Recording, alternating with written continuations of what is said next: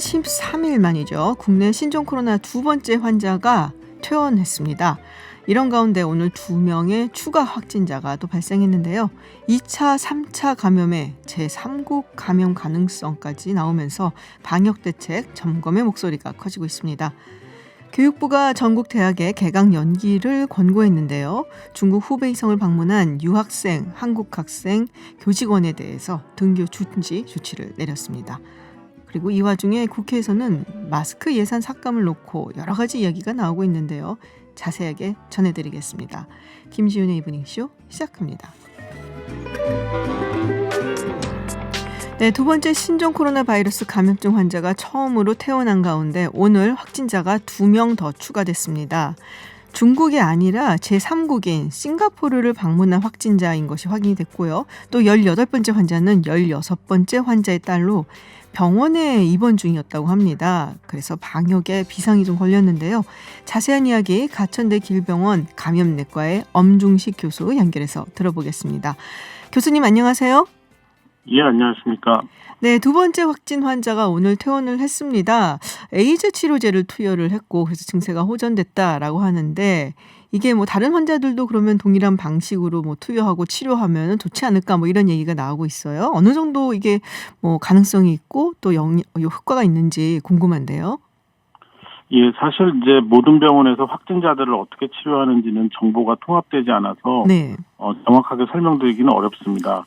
그런데 이제 그 메르스 때도 그랬고 이런 코로나 바이러스는 이제 DNA 바이러스, RNA 바이러스 중에 이제 RNA 바이러스에 해당이 되는데요. 네네.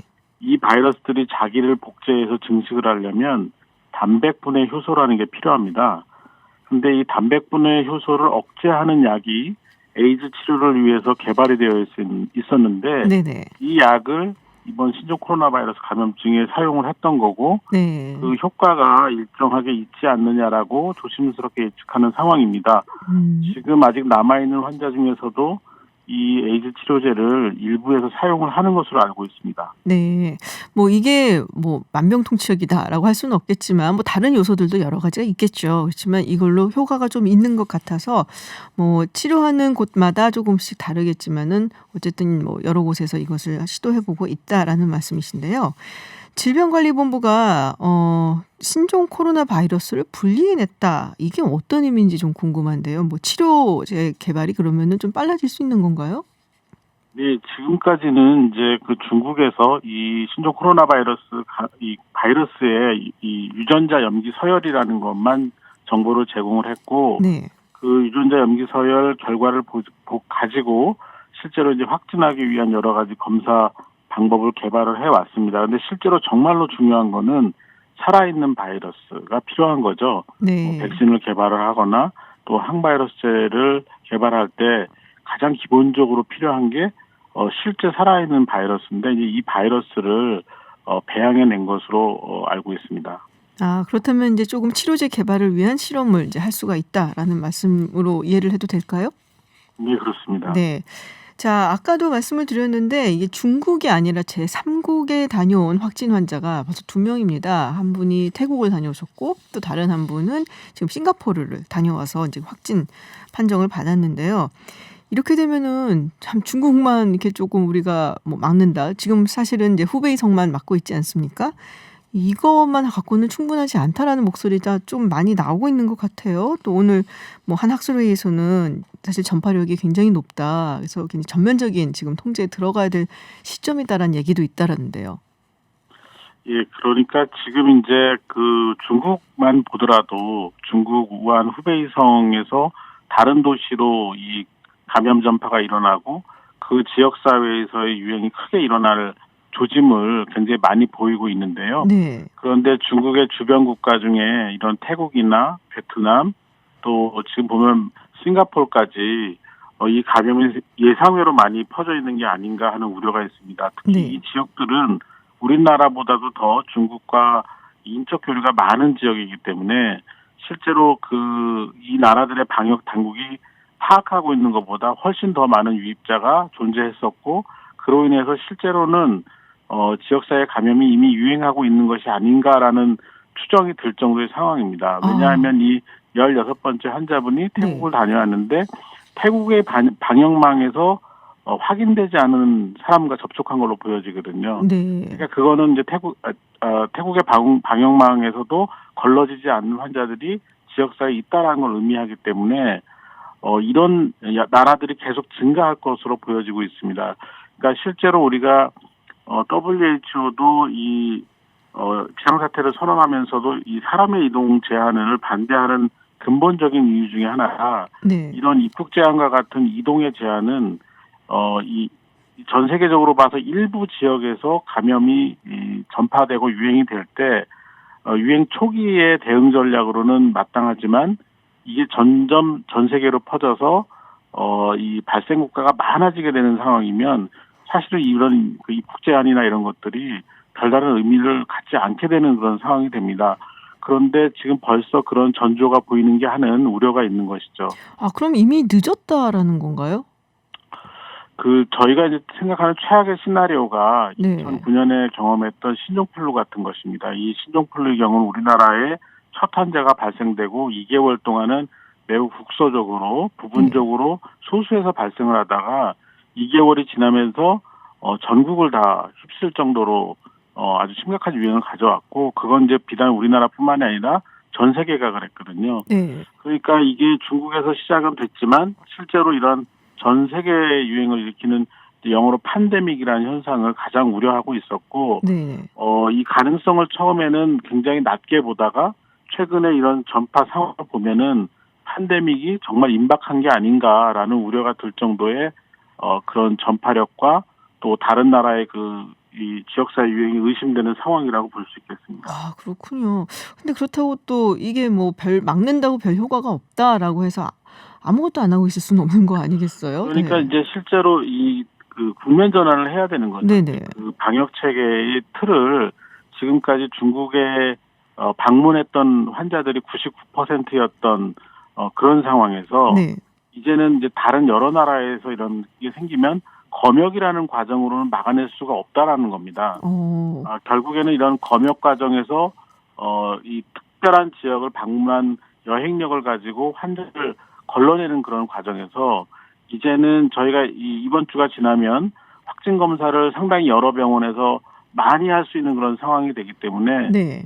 이 다음 주부터는 우리나라도 상황을 봐서 이 지역사회 감염 유행 같은 것들이 의심이 되는 그런 징조가 보이면 바로 검사를 기초로 하는 이 확진자를 조기에 발견하는 형태로 빨리 그 국면 전환을 해야 되는 그런 그 변곡점에 지금 와 있습니다. 그렇군요. 그러니까 지금 사실 16번째 환자, 이 태국을 다녀온 환자가 오한도 있고 발열도 있고 그래서 지난 이제 설부터 그런 증상이 있었거든요. 그래서 보건소 측에다가 이제 이야기를 했는데 중국에 다녀오지 않았었기 때문에 검사를 하지 않았다라고 얘기를 했어요. 그러니까는 지금 박사님 말씀대로 이제 이런 일이 반복되면 안 되니까 어디를 다녀왔냐에 기준을 두는 것이 아니라 그 지역사회 감염을 막기 위해서 필요하다면은 모두 확진 검사를 해야 된다라는 말씀이시죠? 네, 맞습니다. 정확한 판단 말씀이시고요. 네. 그래서 지금 이제 이 검사를 얼마나 빠른 시간 내에 여러 곳에서 시행할 수 있는지에 대해서 집중을 하고 있는 상황이고요. 기억을 하시는 분들이 계시겠지만 이제 신종플루가 돌 때 처음에는 환자들을 격리하고 또 확진 검사를 하고 또 확진 검사 결과에 따라서 격리를 유지하거나 퇴원을 하는 그런 형태로 됐는데 이번에도 만약에 우리나라에서 이제 대규모의 유행이 생기면 그런 형태로 갈 가능성이 많습니다. 많은 검사실에서 검사를 진행하고 결과에 따라서 경증이고 고위험군이 아닌 경우에는 집에서 자가격리를 하고 또 그렇지 않고 고위험군이나 중증인 경우는 국가지정격리병상에서 집중적으로 치료를 하는 그런 형태의 이 방역과 진료의 형태를 완전히 지금 바꿔야 될지 결정을 해야 될 것 같습니다. 네네, 알겠습니다. 네, 교수님 오늘도 좋은 말씀 감사합니다. 감사합니다. 네, 지금까지 가천대 길병원 감염내과의 엄중식 교수였습니다. 네, 서울타임즈 시간입니다. 오마이뉴스 박정호 기자 그리고 정상근 기자와 함께합니다. 어서 오세요. 안녕하십니까. 네, 3월 개강을 앞두고 있습니다. 벌써 2월이에요, 이제. 그래서 대학가에서 지금 굉장히 비상이 걸렸는데 중국 유학생만 벌써 한 6만 명 정도 되고 또 이들이 이제 학기가 시작이 되면은 어떻게 해야 되는가? 뭐 비상이 걸렸다는 얘기가 있습니다. 오늘 오전 국회에서 열린 고위 당정청 협의회에서도 이 부분에 대한 대책 마련이 강조가 네. 됐었는데요. 이해찬 민주당 대표의 공개 발언이 있었습니다. 이 대표는 중국 유학생 복귀를 대비해서 개학 연기뿐만 아니라 감염 예방 대책도 있어야 한다 이렇게 얘기하면서 약 5, 6만 명이 중국에서 돌아온다고 하는데 젊은이들은 면역력이 좋긴 하지만 많이 오기 때문에 각 대학에서 준비를 잘해줘야 한다라고 강조를 했습니다. 젊은이들이라고 이게 그것은 않더라고요. 지금 통계를 보면은. 맞아요. 그리고 네. 기숙사에 또 같이 있는 경우들도 있잖아요. 지금 뭐 3월이 개강이라고 하는데 네. 보통 이제 기숙사 들어가려면 2월 중순쯤부터 들어오거든요. 그렇기 네네. 때문에 이게 사실 네. 시간이 이렇게 많지가 않은 그러네요. 네, 좀 일부 그런 상황이에요. 들어와 있습니다. 들어와 있는 네. 상황이고 하니까요. 게다가 대체로 이 중국 그 유학생분들이 이 서울 쪽에 많이 몰려 있어가지고 그렇죠. 예, 지금 한 그 공식 통계가 한 7만 1,067명 이렇게 나왔다고 하는데 이 경희대에만 한 3,800명 정도 되고 예, 또 성균관대도 한 3,300명 정도 되고 주로 이제 서울 쪽에 몰려 있대요. 그래서 네네. 이게 서울이 워낙 이제 메가시티다 보니까 그렇죠. 네, 좀 학교들도 많고. 또. 네, 그래서 안 그래도 교육부가 좀 4주 이내에 한해서 좀 대학들한테 좀 개강을 연기해달라 이렇게 요청을 했는데 뭐 이미 좀 중국인 유학생 분들이 많은 좀 경희대나 뭐 서강대, 뭐 세종대 네네. 뭐 이런 곳에서는 한 2주 정도 연기를 했다고 하더라고요. 근데 어쨌든 교육부가 이 권고를 했기 때문에 뭐 다른 대학들도 뭐 최대 이제 4주 안에서 이렇게 좀 개강 연기를 할 것으로 근데 이게 보입니다. 개강 연기를 하더라도 뭐 한국 학생들이야 집에 있으면 되는데 네. 이 중국 유학생들 같은 경우에는 어디에 있어요? 그러면 그냥 그러니까요. 기숙사에 스스로 그냥 혼자 격리하고 있는 거예요. 어쨌든 기숙사는 뭐 결정이 난 거기 때문에 기숙사 네네. 안에 이제 들어가 있거나 뭐 방을 구한 사람들은 뭐 거기 방에 안에 있거나 뭐 그래야죠. 그렇군요. 네. 지금 격리 얘기가 나와서 그런데 자가격리 얘기를 하잖아요. 네. 근데 거부하는 분들도 있다는 얘기를 들었어요. 그러니까 이 자가격리가 제일 중요하다고 해요. 그러니까 네네. 본인의 건강도 지키고 지역사회 전파 가능성도 차단하는 네. 거기 때문에 꼭 필요하다. 이렇게 정부는 강조하고 있는데 이 김광립 보건복지부 차관이 오늘 정례 브리핑을 통해서 이렇게 얘기했습니다. 자가격리에 협조하지 않는 사람들에 대한 벌칙을 강화하는 방안을 논의했다라고 밝혔는데요. 현재 감염병 예방법에 따라서 이 비협조자에게 300만 원 이하의 벌금을 부과하고 오. 있어요. 근데 좀 그게 약하다는 거죠. 네네. 그래서 강화하는 방향으로 가겠다 이런 얘기인데 지난 3일 이재명 경기도지사가 페이스북에 올린 그 내용이 또 회자가 되면서 이 자가격리 꼭 강제적으로 해야 된다 이런 의견도 좀 나오고 있거든요. 그러니까 이재명 지사가 자가격리 대상자가 연락을 두절하거나 그냥 벌금 내겠다 거부 의사를 밝혔다 이렇게 얘기를 했어요. 회피 사례를 언급했는데요. 여기에 대한 뭐 내용도 있었습니다. 김광립 차관이 확인 결과는 그렇지 않았다라고 해명하기도 했어요. 김 차관은 적극적으로 자가격리를 거부하거나 회피한 건 아니었고 정보의 전달 과정에서 오해가 있었다. 실제 자가격리를 거부한 사람이 없다라고 얘기했지만 이게 앞으로 어떻게 될지 모르거든요. 그렇죠. 앞으로는 어떻게 될지 뭐 모르죠. 중국 유학생 문제도 있고 네. 점점 더 많은 일들이 펼쳐질 거기 때문에 자가격리를 꼭 해야 되고 강제할 수 있는 그런 방향으로 갈 것으로 보입니다. 그렇군요. 중국 같은 경우에는 어차피 뭐 격리 시설을 들어가나 뭐 그냥 여기 있으나 마찬가지다. 시설 들어갔다고 뭐 해주는 것도 없고 거기서 뭐 우리 친척 아저씨는 돌아가셨다. 아무도 안 돌봐주는데 뭐 이런 네. 얘기도 나오더라고요. 그래서 그냥 나는 집에 있겠다. 뭐 격리도 안 하고 뭐 이 워낙 뭐 이런 얘기도 확진자, 있어요. 뭐 접촉자 수도 엄청나게 많기 때문에 이게 네. 중국 정부 입장에서도 좀 통제하기가 좀 어려운 부분이 있어가지고 그렇죠. 이 확진 판정이 나온 분이 그 회사도 나가고 뭐 그런 경우도 있다라고 하더라고요. 네. 자영업자 같은 경우 또 하루 쉬는 게 굉장히 또 타격이 크죠. 힘들 수도 네. 있잖아요. 보상도 안 되는 거고요. 네. 그러니까 이게 통제가 안 되고 있다는 게 제일 문제인 것 같아요. 중국은 어떻게 감염되는지 모르기 때문에 네. 그런 문제도 있고.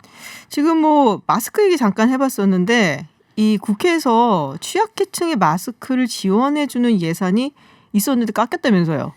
네. 네. 깎인 거는 사실입니다. 네, 그래서 한국당이 그걸 반대했었다라는 얘기까지 들은 것 같거든요, 제가. 네. 네, 그러니까 이 한국당에서 나온 얘기가 뭐냐면 네네. 이 이른바 4+1 협의체에서 이 예산을 깎았다라는 거예요. 그러니까 정부안을 보면 574억 원이 책정이 됐지만 이 4+1 협의체가 협의하고 수정한 예산안에는 460억 원으로 수정돼서 114억 원이 삭감됐다는 거예요. 삭감된 건 맞습니다. 근데 그 과정을 좀 봐야 되는데요. 이게 뭐였냐면 마스크 보급 자체가 근본 대책이 아니라는 지적이 한국당 내에서 나왔고요. 그 예산 심사 과정에서 한국당이 미세먼지 마스크의 효과와 관련해 과학적 근거가 없다면서 전액 삭감을 주장했어요. 그러니까 한국당이 주장한 게 맞네요, 그러면. 그러니까 한국당이 먼저 네. 이렇게 삭감하려 했다는 거죠. 그러니까 그 전에 그러니까요. 한국당 얘기는 밀실에서 합의하면서 깎아서 이게 뭐냐. 지금 지자체가 마스크를 많이 사서 배포하는 과정에서 예산이 부족할 수가 있는데 4+1 협의체가 밀실에서 협의하면서 삭감한 건 민주당을 포함한 그 정당들의 잘못이다라고 비판했는데 알고 보니까 그 자료와 이런 것들을 살펴보니까 한국당이 이렇게 반대를 했다는 거죠. 전액 삭감까지 얘기가 나왔고 그래서 이 복지부가 어쩔 수 없이 깎은 거예요. 20%가량 우리가 대량 구매를 통해서 마스크 가격을 깎겠다. 그래서 114억 원을 절감한 그 내용 가져온 겁니다. 그러니까 한국당이 만약에 반대하지 않고 그냥 쭉 갔으면은 114억 원이 깎이지 않았겠죠. 아, 요새 마스크 구하기 정말 힘든데 네. 네. 약국 가보셨어요? 약국에도 없더라고요. 이제는 찾기가 힘들어. 약국은 아니고 제가 마트를 가봤는데 제가 좀 사람이 없을 때 가려고 네네. 마트 개장 시간 한 10분 정도 있다가 아, 굉장히 빨리 들어갔어요. 근데 주셔서 들어가셨구나. 이미 마스크가 다 거의 동이 나 있는 뭐 그런 그렇군요. 상황이었습니다. 근데 참 이게 비싸져 갖고 네. 그러니까는 저소득층이 정말 걱정이 많이 되더라고요. 네. 하나가 뭐 지금 뭐 3,000원, 4,000원 막 이런 식으로 되니까. 이 지자체에 따라서 뭐 통장님들이 이렇게 돌아다니면서 직접마다 뭐 나눠주는 경우도 있다라고 하는데, 근데 뭐 3장, 뭐 5장, 뭐 이 정도 수준이어서, 네. 근데 이게 뭐 한 몇 날 며칠 뭐 써도 뭐 이렇게 미세먼지를 방지하는 것과는 달리 좀 비교적 이제 그 좀 바이러스 계속 쓸 수 막는 데는 있다. 괜찮다라고는 하는데, 그래도 이제 오래 쓸 수는 없는 그렇죠. 거잖아요. 근데 그렇기 네. 때문에 좀 상당히 또 보호자도 가족이 많고 부족한, 이러면은 네, 또 문제이기 그렇습니다. 때문에 참 걱정스럽습니다. 좀 빨리 끝났으면 좋겠다라는 생각이 들고요. 자, 미래한국당이 오늘 공식 출범을 했습니다.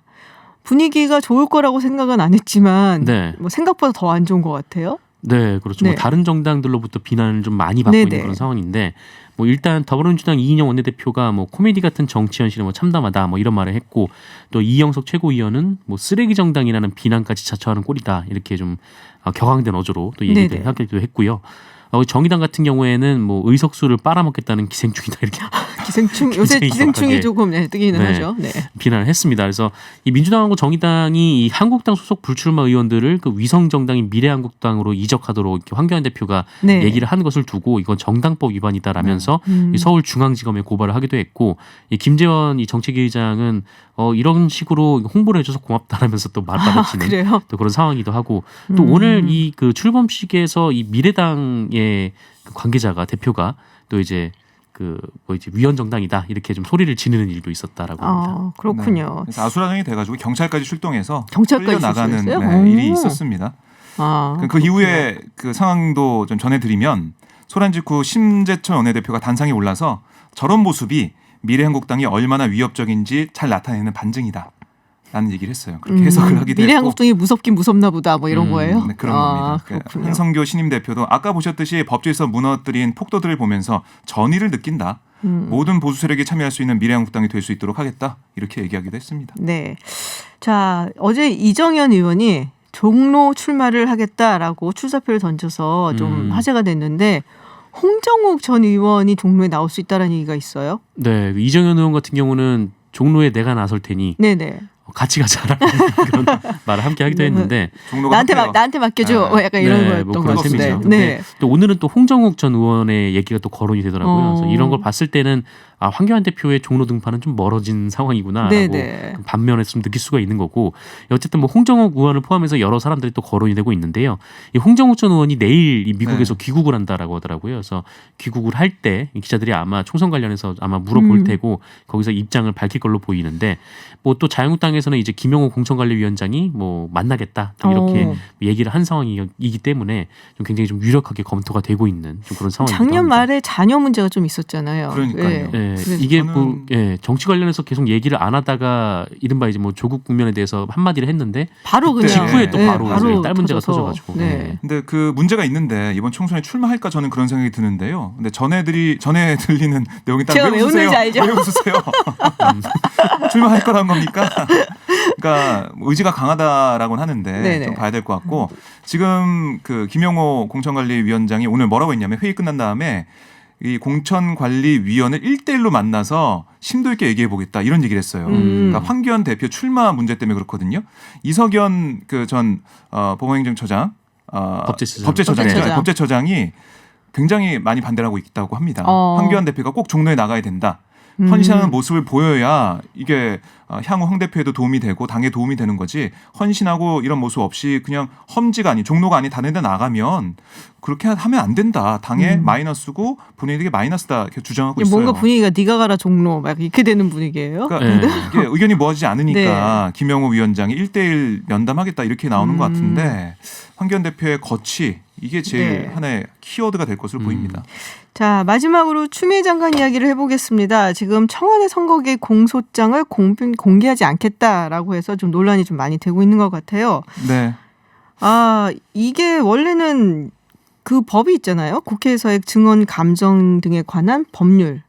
네. 그러니까 이게 2005년도 그 노무현 전 대통령 시절에 시절이었죠. 그때 이제 공소장 공개 관행이 자리 잡았어요. 네네. 그러니까 국회에서 요청할 때는 공개하는 쪽으로 국민의 알 권리를 위해서. 아니요, 정확히는 거부할 수 없다라고 돼 있어요. 네. 그러니까 그런 문제를 알고는 있지만 법무부도 알고 있는데 여러 가지 비판을 알고 있는데 추미애 장관의 입장은 뭐냐면 이게 공개를 시키는 것 자체가 이 인권을 보호하는 그런 부분이 안 된다고 보는 거예요. 근데 법령에는 그렇게 돼 있거든요. 네. 국가 안보나 이런 거 위기라든지 이런 거 관련된 것이 아니라면은 공개를 그러니까 거부할 수 없다라고 되어 있어요. 그래서 이게 그래서 얘기가 좀 논란이 되는 거고 참여연대에서도 조금은 이례적으로 비판적인 네. 성명을 냈어요. 지금. 이게 국민 알 권리를 네. 이렇게 포기하는 거냐 이런 취지의 비판의 노무현 목소리를 대통령 냈는데요. 때 됐던 거니까 사실은 그렇죠. 이게 잘못된 관행이라고 또 그랬잖아요. 추미애 장관이. 그러니까 지금 뭐 형사소송법을 바꾸고 있고 이런 과정에서 네. 어떻게 보면 그동안 사건 관계인의 사생활과 명예 같은 게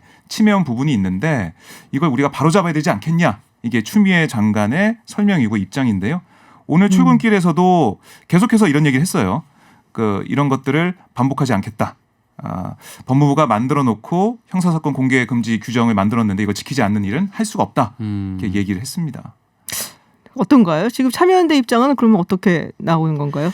그러니까 뭐 이런 거죠. 그러니까 네. 뭐 그 공소장을 뭐 공개를 하는 게 이제 국민의 알 권리에 다가갈 수도 있는 네네. 거고 공개를 하지 않음으로써 얻을 수 있는 이 형사사건 피의자에 대한 인권 보호 측면도 있는 건데 그런데 이제 그 추미애 장관에 대한 비판의 한 지점은 하필 왜 이 사건부터 있냐라는 그런 좀 비판도 있는 것 같아요. 그래서 뭐 지금 앞으로 이제 추미애 그럼 장관 앞으로는 다 입장에서는 공개를 안 하는 거예요? 앞으로 그러면? 이제 공소장을 공개하지 않겠다. 아무래도 이 형사 사건에서의 이 피의자 인권이 굉장히 좀 중요시 돼야 될 뭐 측면이 있는 거고 또 지난해 12월부로 이 형사 사건의 공개 금지 관한 규정도 만들었기 때문에 뭐 이거를 지키겠다라는 의지인 건데 반면에서는 하필 이 사건부터 시작을 했느냐에 대해서 좀 비판적인 목소리도 근데 있는 이게 것 같습니다. 어차피 재판 가면은 네, 다 공개가 재판 가면 되는데 공개가 됩니다. 네. 네, 사실 공소장이 나온 이후에는 이제 피의 사실 공표가 적용이 되지 않기 때문에 그렇죠. 네, 뭐 그런 점도 있고요. 네. 네, 알겠습니다. 이 부분은 아마 계속 얘기가 좀 나아질 것 같아요. 네, 좀 네. 두고 보도록 하겠습니다. 네, 국내 뉴스 알아보는 서울타임즈 시간이었습니다. 지금까지 정상근 기자 그리고 오마이뉴스 박정우 기자였습니다. 고맙습니다. 고맙습니다. 고맙습니다. 네, 해외 뉴스 알아보는 서울타임즈 시간입니다. 전지현 캐스터와 함께합니다. 어서 오세요. 네, 안녕하세요. 네, 지금 해외 지금 중국 내 신종 코로나 바이러스 사망자 수, 확진자 수 또 엄청 늘었어요. 네, 새벽보다 사망자가 한 명 더 늘어서 네. 491명이 됐습니다. 누적 확진자는 24,324명인데요. 하루 전보다 2만 명 넘었어요. 네, 네. 확진자가 3,887명이 늘었고 사망자는 66명이 늘었습니다. 텐진시에서 66세 여성이 사망을 해서 이제 새벽에 발표한 것 이후에 이제 사망자 수가 한 명 더 늘은 건데요. 텐진시에서 사망자가 발생한 건 또 이번이 그러게요. 처음입니다. 칭화대 인공지능 연구팀이 자체 설계한 예측 모델을 통해서 중국 내 신종 코로나 환자 수가 이달 말까지는 6만 명에 달할 수 있다. 그리고 16일을 기점으로는 확산세가 꺾일 것이다. 이런 예측을 내놨습니다. 그렇군요. 16일을 기점으로 해서 그래도 네. 확산세는 좀 꺾일 것이다. 지금 것이다. 계속 네, 그렇습니다. 증가하면서 증가하고 네, 있거든요. 네. 그래서 이게 점점 커지나 싶어서 굉장히 고민스러운데 네. 지금 여러 가지 이제 뭐 유튜브 영상도 올라오고 하잖아요. 네, 그렇습니다. 근데 한 여의사가 응급실이 영안실로 변했다. 네. 이제 울부짖는 영상이 올라와서 그렇습니다. 많은 사람들이 걱정을 하고 있어요. 중국의 인권 탄압을 고발해온 유명 활동가이자 작가인 제니퍼 정이라는 여성이 자신의 SNS에 이제 2분 6초짜리 영상을 올린 건데요. 여기에 이제 우한의 작은 병원에서 근무하는 의사 그리고 의사가 한 남성과 대화하는 내용이 담긴 네네. 거예요. 이 의사가 지난 이틀간 병원에서 67명이 사망했다면서 화장터가 붐벼서 시신을 보내지 못하고 있다. 그래서 옮기지 못한 시신을 시신을 응급병실에 그대로 방치하고 있어서 응급실이 이제 영안실이 됐다라면서 시신이 더 빨리 부패돼서 바이러스가 더 빨리 퍼질 수 있다 이런 걱정을 하는 내용이 담겼습니다. 지금 우한 전체에 화장터가 하나밖에 없다 이렇게 둘이 대화를 나눈 내용도 있었고요. 남성이 정부가 지난 하루 동안 40명이 사망했다고 했는데 여의사는 더 많을 거다. 우리같이 아주 작은 병원에도 하루에 적어도 한두 구의 시신이 나오는데 큰 병원을 생각하면 더 많을 수 있다 이런 얘기를 하면서 진단 키트를 우한 전역에 하루 2,000개만 정부가 허가한다는 내용을 했어요. 그래서 외래 환자한테는 진단 시약을 사용할 수 없고 입원 환자들에게만 사용할 수 있는 수준이다라고 했는데 그러니까 입원을 하지 못한 환자들이 신종 코로나 바이러스 진단을 받을 수조차 없는 상황이다. 뭐 이런 내용을 얘기를 하고 있습니다. 누가 어디서 언제 왜 촬영했는지 등은 아직 정확히 알려지진 않았습니다. 그렇군요. 지금 우리가 막 뉴스에서 봤었잖아요. 네. 지금 막 새로 병원을 막 네네. 세우는 모습을 그렇습니다. 봤었고 그리고 완성이 됐다는 얘기가 네. 있었거든요. 네. 근데 그게 굉장히 수용소 같다. 그래서 불만들이 많은 것 같아요. 그렇습니다. 그 병원 이름이 허선산 병원인데요. 허선산 병원. 네, 병상 1,000개를 갖춘 걸로 알려져 있잖아요. 타이완 뉴스가 반중 성향의 매체 히말라야 글로벌에 실은 영상과 촬영자의 말을 인용해서 보도를 한 건데 영상에 따르면 일단 들어오면 나갈 수 없고 문이 안에서 열리지 않는다. 그러니까 밖에서만 열어줘야 밖에서만 열 된다. 수 있다? 네. 그래서 작은 창을 통해서 음식만 안쪽으로 전달할 수 감옥도 있고. 아니고. 그러니까요. 그래서 병실에서 사람이 죽으면 바로 화장터로 보내진다. 여기 입원하느니 집에서 격리되는 게 나을 거다라고 하면서 이렇게 영상을 소개하니까 네티즌들이 신장 수용소 같다 뭐 이렇게 얘기하는 얘기도 지금 나오고 있습니다. 이게 군 야전병원 형식으로 1,000개 병상 규모가 이제 열흘 만에 완공이 됐는데요. 내부에 중환자실, 외래진료실, 음압병실 등이 있습니다. 지금 인민해방군에서 선발된 1,400명의 의무 인력이 배치돼서 중국 당국은 굉장히 빠른 시일 내에 지금 완공을 했다라고 그러니까요. 지금 선전을 네. 하고 있는데 이 영상 때문에 좀 비난이 이어질 것으로 예상되고 있습니다. 그렇군요. 자, 오늘 아침 이제 일찍 뉴스가 네. 막 나와서 굉장히 많은 사람들이 또 관심을 기울였는데 미국 대통령 선거 민주당 아이오와 코커스 네. 결과가 나왔습니다. 네. 일부 나왔었고 일부죠. 지금도 다는 안 나온 것 네. 같아요. 한 7, 80% 나온 것 그렇습니다. 같아요. 2차 중간 집계 네네. 결과가 발표됐는데요. 한 71% 정도가 개표가 된 거예요. 네네. 1차와 마찬가지로 중간 개표 2차에서도 26.8%를 부티지지 후보가 획득했습니다. 그래서 계속 선두를 달리고 있고요.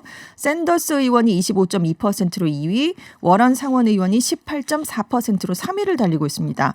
바이든 전 부통령이 15.4%밖에 얻지 못해서 네. 지금 4위로 떨어진 상황이에요.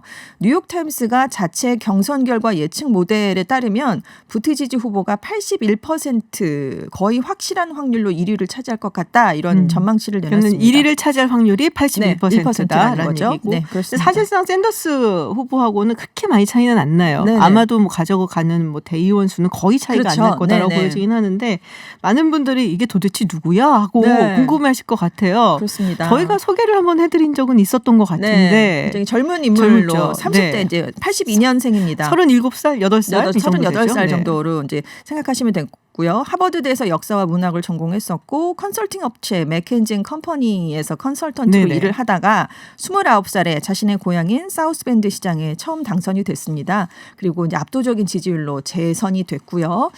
만약 이게 좀 가장 크게 화제가 된 점이 동성애자라는 걸 공개했던 점이잖아요. 결혼했어요. 네, 심지어. 결혼했습니다. 네. 2018년에 남편과 결혼을 했고요.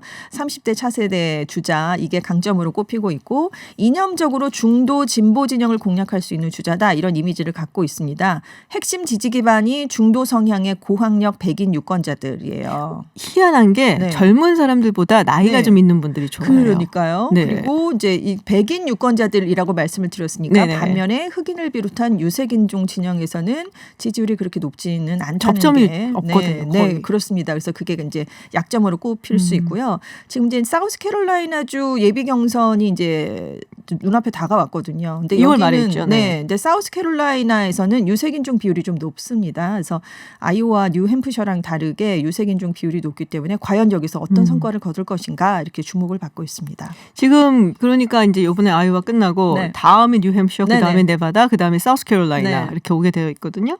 근데 이 부트저지 같은 경우는 지금 뭐 급부상했다라고 얘기들을 하는데 아이오와에서는 사실 계속 조금 강세를 네네. 보여왔어요. 그렇습니다. 아이오와 또 인디아나랑 좀 가까운 편이고 해서 근데 사실은 여기서 가장 타격을 입은 사람은 네. 바이든이죠. 그렇습니다. 네, 왜냐하면 그래서- 대세론을 자기 이미지로 완전 내세우고 있었잖아요. 근데 원래 아이오와에서 이길 수는 없다고 생각을 했었는데 네네, 네. 4위로 이렇게 고퀄 이렇게 떨어질 거라고는 생각을 못 네, 했을 한 2, 3위 정도 것 하지 같아요. 않을까 이렇게 네, 생각했었거든요. 그렇습니다. 좀 차이가 많이 나는 사위로 떨어졌기 때문에 지금 대세론 자체가 이제 앞으로 계속 연전연패가 계속되면 네네. 무너질 수 있지 않겠느냐라는 얘기가 나오고 있어요. 근데 아이오와주가 진보 성향이 강한데 그 유권자들의 마음을 사로잡을 수 있는 공약을 못 내놨다. 이게 패인이다. 이런 얘기도 나오고 있고요.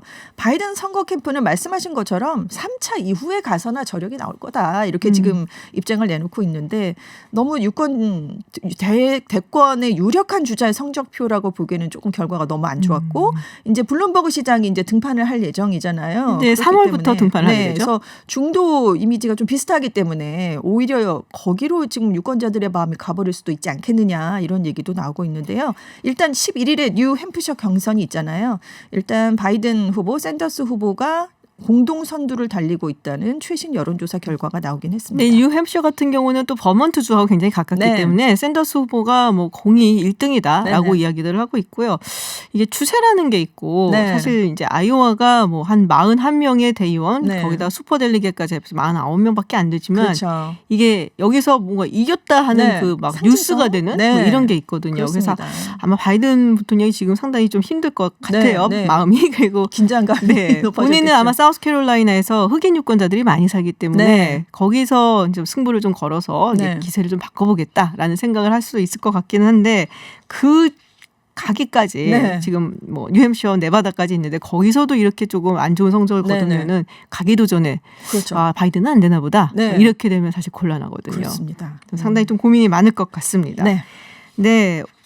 이게 되게 많아요. 이 미국 정치 일정이. 그리고 아이오와가 있었고 그리고 사실은 트럼프 대통령의 그 연두 네, 교서가 네네. 있었거든요. 국정 연설이 있었죠. 네네. 네. 그랬는데 여기서 또 한 가지 해프닝이 있었죠. 그렇습니다. 이제 워낙 가면은 트럼프 대통령이 그 원고를 주면서 부통령하고 하원 의장에게 이제 원고를 나눠주면서 악수를 하잖아요. 네네. 그랬는데 이제 펠로시 의장이 악수하려고 손을 내밀었는데 쓱 무시를 옛날에 했습니다. 멜켈 총리하고도 악수 안 했어요. 그렇습니다. 그러니까 이제 트럼프 대통령이 연설을 거의 다 마칠 무렵에 이제 끝나가니까 펠로시 의장이 뒤에 앉아 있잖아요. 네네. 대통령의 뒤에 그 뒤에서 3번이나 이 원고를 찢어버리는 그런 모습을 약간의 퍼포먼스 같은. 그렇죠. 네. 그렇습니다. 뭐 악수를 거절당한 데에 대한 안갚음 차원도 있지만 대통령으로서 우리는 인정할 수 없다. 그런 걸 나타낸 게 아니냐 이런 얘기도 나오고 있어요. 작년에는 오 그래 하면서 약간 조롱하는 물개박수 쳤다라고 해서 네, 이러면서 예, 그런 화제가 게 됐었는데 있었죠. 올해 네. 또 국정연설에서도 이런 해프닝이 연출이 됐습니다. 네, 하여튼 뭐 여러 가지로 굵직굵직한 일들이 많이 네. 일어나고 있습니다.